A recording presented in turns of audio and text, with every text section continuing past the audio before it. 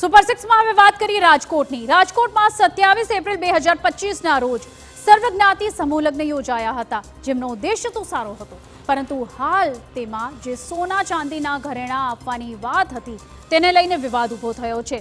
આ સમૂહ લગ્નમાં 555 નવવધુને દાતાઓ તરફથી ભેટ સ્વરૂપે સોનાના દાગીના આપવામાં આવ્યા। જો કે આ દાગીના અસલી નહીં પરંતુ નકલી હોવાનું બહાર આવતા અનેક પરિવારોમાં રોષની લાગણી ફેલાઈ છે।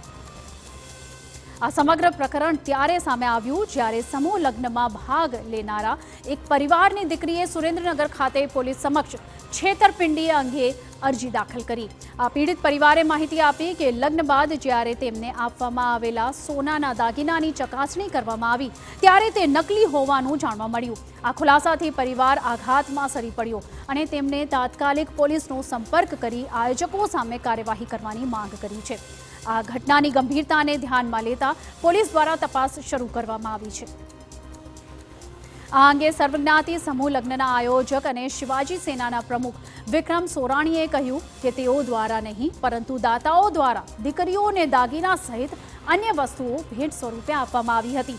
તેમણે એમ પણ કહ્યું કે જો કોઈને ભૂલથી ખોટી વસ્તુ આવી ગઈ હશે તો તેઓ તેને બદલી આપવા તૈયાર છે। લગ્નમાં જે લોકો આશીર્વાદ માટે આવતા હોય છે તેઓ વર અને કન્યાને પોતાની રીતે ભેટ સોગાદ આપતા હોય છે। આ સંજોગોમાં જો કોઈને નકલી દાગીના મળ્યા હોય તો તે દાતા દ્વારા આપવામાં આવ્યા હોઈ શકે છે। તેમ છતાં તેમણે ખાતરી આપી છે કે જો કોઈ પીડિત પરિવાર તેમની સાથે સંપર્ક કરશે તો તેમને સોનાની ચૂંક બદલી આપવા માટે તૈયાર છે।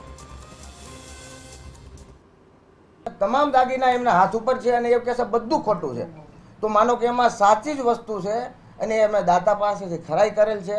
એ સિક્કો વીંટી એ બધી વસ્તુ ચાંદીની જ છે અને એમાં ફેરફાર હશે તો મારી જવાબદારી છે, પણ વીંટી તો મેટલ જ છે। એમની કંકોત્રીની અંદર ક્યાંય સોનાની આજે યાદી લખી હોય, એક પંચ ધાતુનો સિક્કો છે, એક ચાંદીનો સિક્કો છે, જેમની અંદર 2 સિક્કા આપવામાં આવ્યા છે।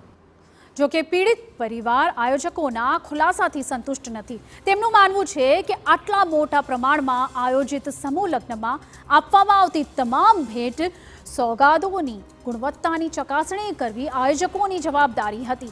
નકલી દાગીના પકડાઈ જવાના કારણે અનેક પરિવારોને માનસિક અને સામાજિક રીતે ભારે આઘાત લાગ્યો છે।